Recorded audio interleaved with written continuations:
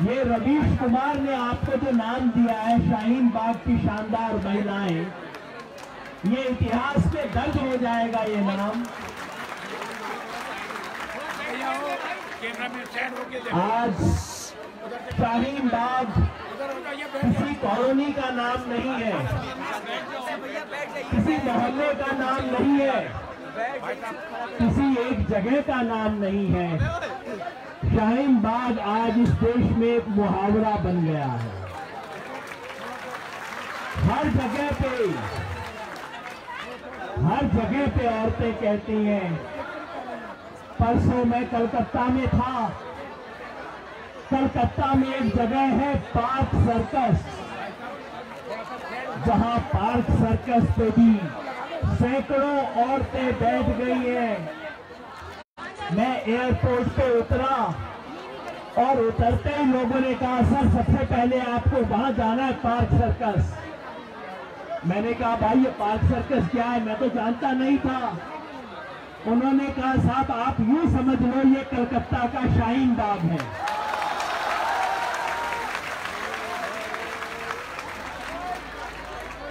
मैं कलकत्ता से कल शाम को दिल्ली वापस आया।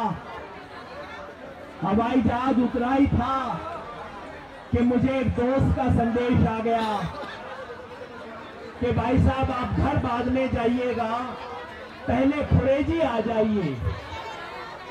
मैंने कहा यार देखो रात 11 बज रहे हैं, रात 11 बजे क्यों खुरेजी बुला रहे हो, मैं कल आ जाऊंगा।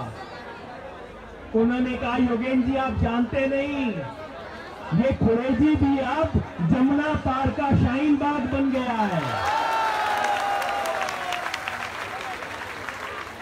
Sir mic ID. तो शाहीन बाग अब कोई मोहल्ला नहीं बचा, कोई कॉलोनी नहीं बची, आपके बस से बाहर चला गया है। अब कलकत्ता में शाहीन बाग, अब कानपुर में शाहीन बाग, कल इलाहाबाद में शाहीन बाग, जमुना पार शाहीन बाग, आज पूरा देश शाहीन बाग बन रहा है।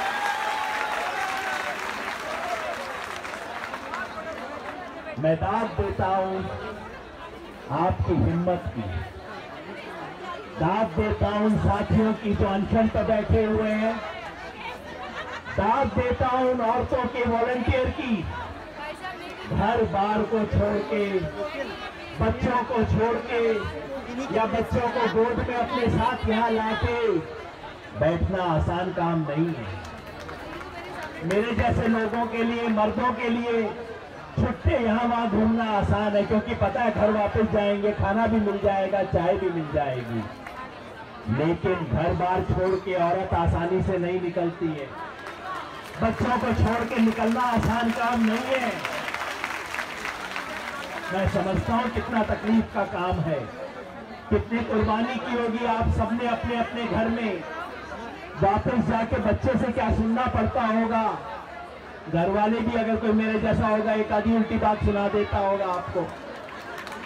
लेकिन उस सब के बाद अगर औरत यहाँ पे बैठी है, उसका एक ही मतलब है कि पानी नाक के ऊपर चला गया होगा, तभी औरत सड़क पे आई है, तभी तो डिग्री में यहाँ पे आके बैठी।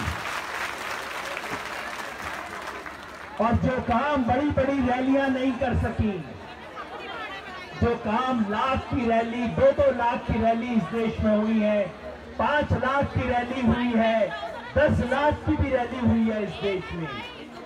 मिलियन रैली बोलते हैं, मिलियन का मतलब अंग्रेजी में 10 लाख। 10 लाख लोगों की रैली भी हुई है। 10 लाख लोगों की रैली ने सड़क पे निशान छोड़ दिया। 10 लाख लोगों की रैली से टीवी में खबर आ गई, 10 लाख की लोगों ने अखबार पे निशान छोड़ दिया, लेकिन आपकी कुर्बानी ने दिल पे निशान छोड़ा है हिंदुस्तान का।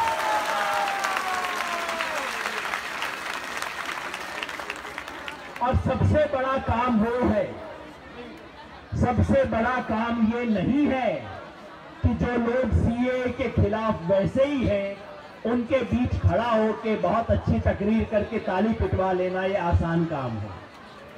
असली काम ये है जो लोगों का मन सीएए के पक्ष में है, जिन्हें आज भी लगता है कि भाई मोदी जी आदमी तो ठीक हैं, जिन्हें लगता है कि नहीं देखो सीएए से क्या नुकसान है, लोग वैसे ही झगड़ा कर रहे हैं, उनके दिल पे अगर आपने छोटी सी खरोंच छोड़ दी, उनके दिल पे अगर आपने थोड़ा सा सवालिया निशान लगा के छोड़ दिया, उनके मन में अगर आई कि नहीं यार कुछ तो मोदी जी जाति कर रहे हैं, नहीं तो औरतें ऐसे रात को क्यों बैठती, ये असली काम है।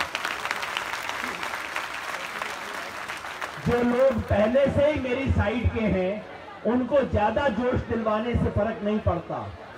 जो लोग मेरे से दूसरे पाले में खड़े हैं, उनके दिलो दिमाग पे असर करना सबसे जरूरी काम है। वो काम आप कर रहे हैं। हम यहां क्यों बैठे हैं? मैं जब आया, पिछली बार भी आया था, नया साल 31 दिसंबर आपके साथ बिताने का मौका मिला था। आज फिर आया हूं। जब मैं आता हूं यहां पे, कल रात को खुरेजी गया, कलकत्ता में पार्क सर्कस गया, बहुत लोगों ने मेरा हाथ पकड़ के, दोनों हाथ पकड़ पकड़ के कहा थैंक यू, आप आए, आपका थैंक यू। बस मुझे इसी पे ऐतराज है। थैंक यू मत बोलिए। थैंक यू किसी गैर को बोला जाता है। थैंक यू हम तब बोलते हैं कि भाई काम मेरा है, तू आ गया तो चल तेरे को थैंक यू।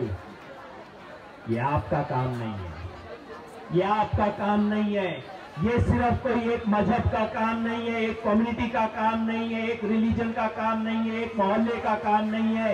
ये हिंदुस्तान की जड़ को बचाने का काम है। मैं इसलिए आया हूं कि मुझे अपने बच्चों की चिंता है। आपके लिए नहीं आया, अपने बच्चों को बचाने आया हूं। मैं नहीं चाहता कि मेरे बच्चे हिंदू इजराइल के अंदर बड़े हों। मैं चाहता हूं मेरे बच्चे हिंदुस्तान में पढ़े, इसलिए आया हूं। दो कहानी सुनाना चाहता हूं मैं यहां पे क्यों आया हूं उसके बारे में। कई बार कहानी से वो बात पता लग जाती है जो बड़ी बड़ी तकरीर से पता नहीं लगती। एक कहानी है मेरे दोस्त नासिर साहब की, दरियागंज में रहते हैं। 2 हफ्ते पहले नासिर साहब का फोन आया, योगेन भाई मेरे पास काफी दस्तावेज तो हैं, लेकिन बर्थ सर्टिफिकेट नहीं है, कोई दिक्कत तो नहीं हो जाएगी? ऐसे फोन आपके पास भी आते होंगे। ऐसा शक, शुबा, चिंता देश में पता नहीं लाखों करोड़ों लोगों को है, लेकिन नासिर साहब की बात अलग है। मैं उनकी कहानी जानता था, इसलिए जब नासिर साहब ने फोन पे पूछा कि योगेन भाई दस्तावेज नहीं है, कोई दिक्कत तो नहीं हो जाएगी, मेरी आंख से आंसू निकलने शुरू हो गए। क्यों? वो कहानी बताता हूं। ये जो नासिर साहब मेरे दोस्त हैं दरियागंज वाले, उनके दादा दरियागंज के बहुत बड़े वकील हुआ करते थे। हिंदुस्तान के बहुत बड़े वकील हुआ करते थे। आजादी से पहले, देश तकसीम होने से पहले बहुत बड़े वकील होते थे। और उनके पिताजी आजाद हिंद फौज में गए नेताजी सुभाष चंद्र बोस के साथ लड़ने। जब देश का बंटवारा शुरू हुआ तो उनके परिवार का भी बंटवारा हो गया। उनके दादा बोले भाई मैं पाकिस्तान जाऊंगा, मेरी अच्छी सी वकालत है और जूनागढ़ के नवाब ने कह दिया है कि वहां पे मेरे को अपना वकील बना लेंगे तो मेरा कैरियर सेट है। तो सारे घर को हुक्म सुनाया, चलो सब लोग पैक करो, पाकिस्तान चलेंगे। लेकिन नासिर साहब के वालिद, उनके अब्बा, उनके पिताजी ने कहा, अपने वालिद को कहा, आप जाइए पाकिस्तान, मैं नहीं जाऊंगा। उन्होंने कहा कि आजाद हिंद फौज में लड़ाई इसलिए नहीं लड़ी थी कि हिंदू मुसलमान में देश बढ़ जाए और मैं उधर चला जाऊं। मैंने इस मिट्टी के लिए लड़ाई लड़ी थी। आप जाइए, आप बैरिस्ट्री कीजिए, बड़े आदमी बन जाइए, मैं इसी मिट्टी में पैदा हुआ हूं, इस मिट्टी के लिए लड़ा हूं, इस मिट्टी में ही मरूंगा। और उन्होंने बाद में कोई स्वतंत्रता सेनानी का तगमा नहीं लिया, कोई पेंशन नहीं ली। एक बार उनको ये कनॉट प्लेस वाली मार्केट में दुकान मिलने लगी थी कि आपने देश की आजादी के लिए लड़ाई लड़ी है, पालिका बाजार में दुकान मिल जाएगी। उन्होंने कहा दुकानदारी के लिए मैंने देश की आजादी की लड़ाई नहीं लड़ी, तुमको दुकान नहीं चाहिए। और आज उसी नासे से पूछा जाता है कि तुम्हारे दस्तावेज कहां हैं, तुम हिंदुस्तानी हो कि नहीं हो। आज वो चिंता में है कि मैं साबित करूंगा कि मैं हिंदुस्तानी हूं कि नहीं। इसलिए मुझे रोना आया क्योंकि मेरे को उनकी कहानी पता थी। ये वो आजाद हिंद फौज के सेनानी का बच्चा आज मुझसे पूछ रहा है योगेन भाई दस्तावेज है कि नहीं, कैसे साबित करूंगा। दूसरी कहानी आजादी से पहले की है। ये कहानी हरियाणा में आजकल हिसार जो शहर है वहां की है। 1938 की कहानी है, आजादी से कोई 10 साल पहले की कहानी। वहां एक स्कूल था, स्कूल के वार्डन हुआ करते थे मास्टर राम सिंह। मास्टर राम सिंह हिसार में जिस स्कूल के वार्डन थे, उसके बच्चों के साथ कोई हिंदू मुसलमान का झगड़ा हो गया था, मस्जिद में कोई वाकया हो गया था। और अगले दिन एक भीड़ जिसके अंदर मुसलमान थे, वो भीड़ स्कूल के सामने आई और उन्होंने बोला मास्टर जी साइड में हटो, आपके कुछ बच्चे हैं जिन्होंने कल गड़बड़ की है हमारी मस्जिद में, उनको लेके जाना है हमें, आप साइड में हट जाओ, हमारे को आपसे कोई नाराजगी नहीं है। मास्टर राम सिंह ने क्या कहा, उन्होंने कहा कि ये मेरे बच्चे हैं, इस वक्त मैं वार्डन हूं, इनके माँ बाप यहां नहीं है, ये मेरे बच्चे हैं, पहले मेरा नंबर आएगा, बाद में आप इनको कुछ कर लेना। मामला इस डायलॉग से खत्म नहीं हुआ। वो जो भीड़ थी उसने गंडासे से मास्टर राम सिंह का गला काट दिया। 1938 की बात है। मास्टर राम सिंह का 8 साल का बेटा देवेंद्र वहां खड़ा देख रहा था। उस 8 साल के बच्चे ने अपने पिताजी का गंडासे से सर कटते हुए देखा। अब आप सोचिए देवेंद्र सिंह पे क्या असर हुआ होगा। कोई और जमाना होता तो वो देवेंद्र सिंह मुसलमानों के खून का प्यासा हो जाता, उठा के इनकी तरह कोई त्रिशूल लेके घूमता, कहता मंदिर वहीं बनाएंगे मुसलमानों का, ये करेंगे वो करेंगे। लेकिन दोस्तों ये वो जमाना नहीं था, ये महात्मा गांधी का जमाना था। और पता है इस देवेंद्र सिंह ने क्या किया, जब वो बड़ा हुआ उसने कहा कि मैं इस नफरत का जवाब मोहब्बत से दूंगा। और उसने फैसला किया, जिस बच्चे ने अपने बाप का गला कटते हुए देखा था, उस बच्चे ने बड़ा होकर 1952 में जब शादी हुई तो फैसला किया कि मैं अपने सब बच्चों को मुसलमान नाम दूंगा। सिर्फ फैसला नहीं किया, दिया भी। बड़ी लड़की हुई, उसका नाम नज़मा रखा। तो देवेंद्र सिंह जी की पत्नी कमला ने कहा कि सब बातें आपकी बहुत अच्छी हैं, ये लड़की की शादी नहीं होगी अगर ऐसा नाम रख दोगे तो। ऐसा करो, जब लड़का हो जाए तो तुम अपना एक्सपेरिमेंट कर लेना, लड़की को बख्श दो, क्योंकि लड़की की शादी नहीं होगी। ठीक बात है, डरी हुई थी कि लड़की का नाम नज़मा रख दोगे, उसकी तो शादी नहीं होगी। सो उन्होंने फैसला किया कि जब लड़का होगा तब उसका नाम बदला जाएगा। 1963 में लड़का हुआ, उसका नाम रखा गया सलीम। ये कहानी किसकी है? वो सलीम आपके सामने खड़ा है, मैं हूं वो बच्चा।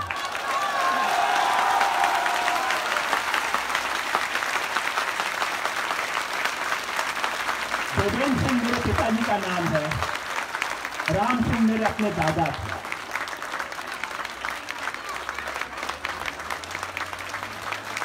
मैं देख रहा हूं मेरी बहन के आंख में आंसू आ गए।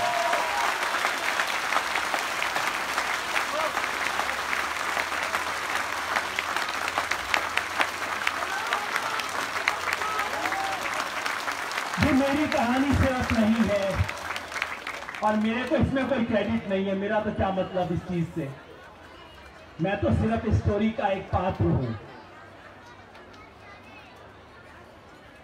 ये सिर्फ मेरे पिताजी की कहानी नहीं है, ये सिर्फ मेरे दादा की कहानी नहीं है। इस देश की हर मिट्टी के कण कण में आपको हजारों लाखों ऐसी कहानियां मिलेंगी। आज ये लोग इस मिट्टी से दगा कर रहे हैं, आज ये लोग इस मिट्टी को बदलना चाहते हैं, इसलिए मैं यहां पे हूं। हम इस मिट्टी को बदलेंगे, इसको बचाने के लिए हम यहाँ पे हैं, इस देश को बचाने के लिए है। सिर्फ एक कानून के खिलाफ नहीं है, सिर्फ एक नेता के खिलाफ नहीं है। मेरा तो मन करता है उनका हाथ पकड़ के थैंक यू उनको बोल दूं, ये अमित शाह और मोदी को बोल दूं थैंक यू कि इस देश की इन सुंदर कहानियों पे मिट्टी और राख जम गई थी पिछले 50 साल से। Thank you Modi ji, thank you. आपने मिट्टी और राख हटाने का मौका दिया, आपने मौका दिया जिससे हम इन खूबसूरत बातों को फिर याद कर सके, फिर नासिर साहब के अब्बा को याद कर सके, फिर मास्टर राम सिंह को याद कर सके। आपने मौका दिया, thank you Modi ji, thank you very much.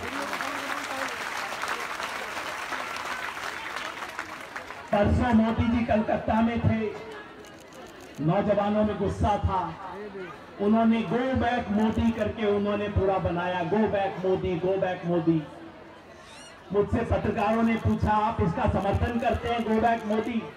मैंने कहा ना, मैं तो चाहता हूं कलकत्ता के नौजवान कहें कम इन मोदी जी, आओ और दो चीज देख लो, आओ और देखो ये वो कलकत्ता है जहां महात्मा गांधी ने हिंदू मुस्लिम एकता के लिए अपनी जान की बाजी लगाई थी। उस कलकत्ता को देखो।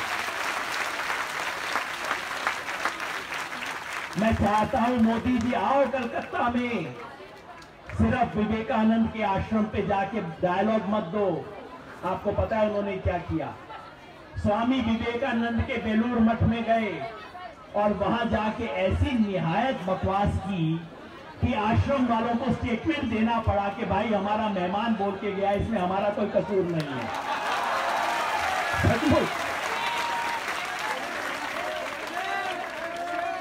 मैंने बताओ पहले, और उतने से काम नहीं चलेगा, उसके बाद अपना मजहब बताओ।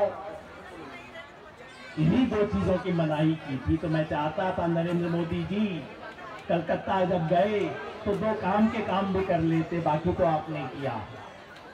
आजकल हमारे प्रधानमंत्री को कपड़े बहुत दिखते हैं,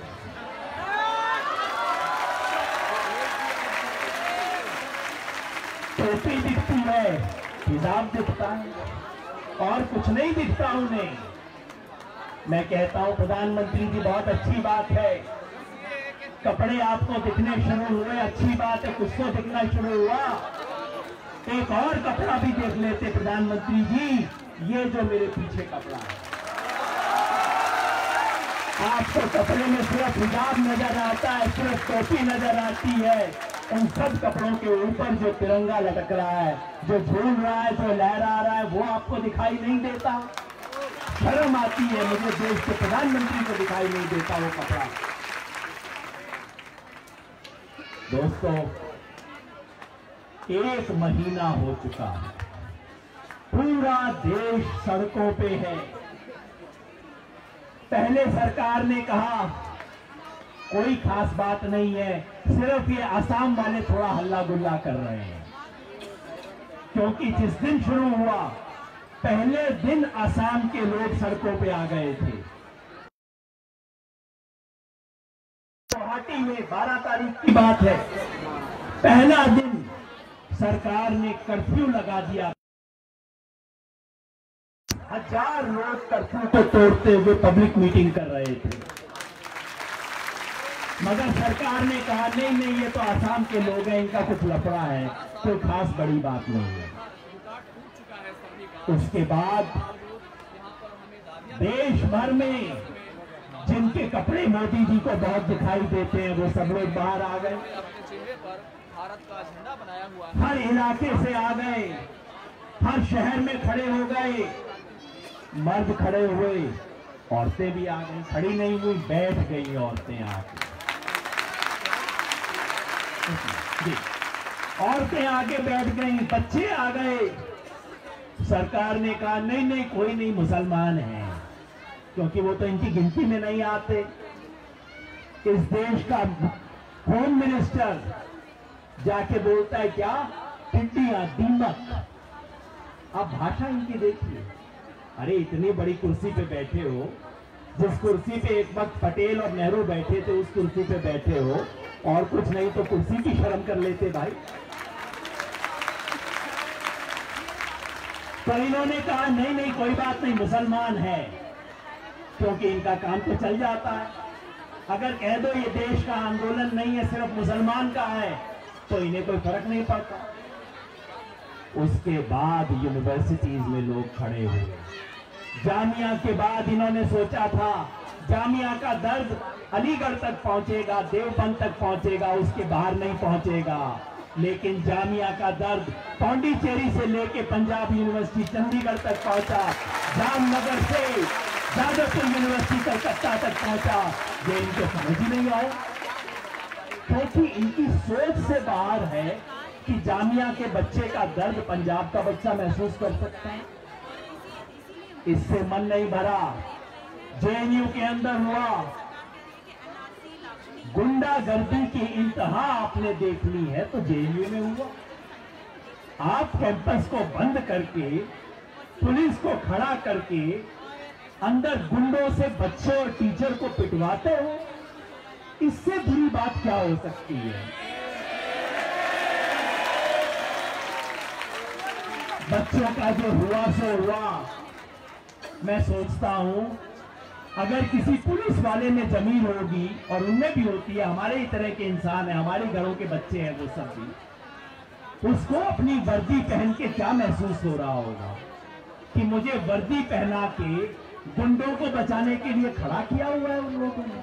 अगली बार वर्दी पहनेगा तो कितनी शर्म आएगी उसको वर्दी पहनते हुए अपनी। ऐसा काम करवाया इन्होंने। लेकिन आज ये सिर्फ असम का आंदोलन नहीं है, सिर्फ मुसलमान का आंदोलन नहीं है, आज ये पूरे हिंदुस्तान का आंदोलन बन चुका है।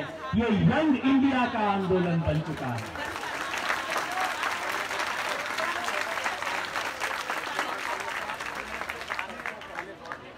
यह आंदोलन कहां जाएगा, क्या होगा, जीतेंगे हारेंगे, मैं सिर्फ एक बात कहता हूं, सच्चाई की लड़ाई में कभी कोई हार नहीं होती। हम सच के लिए लड़ रहे हैं, इस देश की मिट्टी को बचाने के लिए लड़ रहे हैं, इस देश के संविधान को बचाने के लिए लड़ रहे हैं। हम कभी हारेंगे नहीं, बस इतना ख्याल रखना है जो आपने ख्याल रखा है। कभी कभी क्या होता है, लोग ज्यादा जोश में आके माइक पे कुछ बातें बोल देते हैं, मगर आप, इसलिए मुझे बहुत अच्छा है कि इस आंदोलन की बागडोर औरत के हाथ में है, समझदारी से चलेगा, बहुत अच्छी बात है।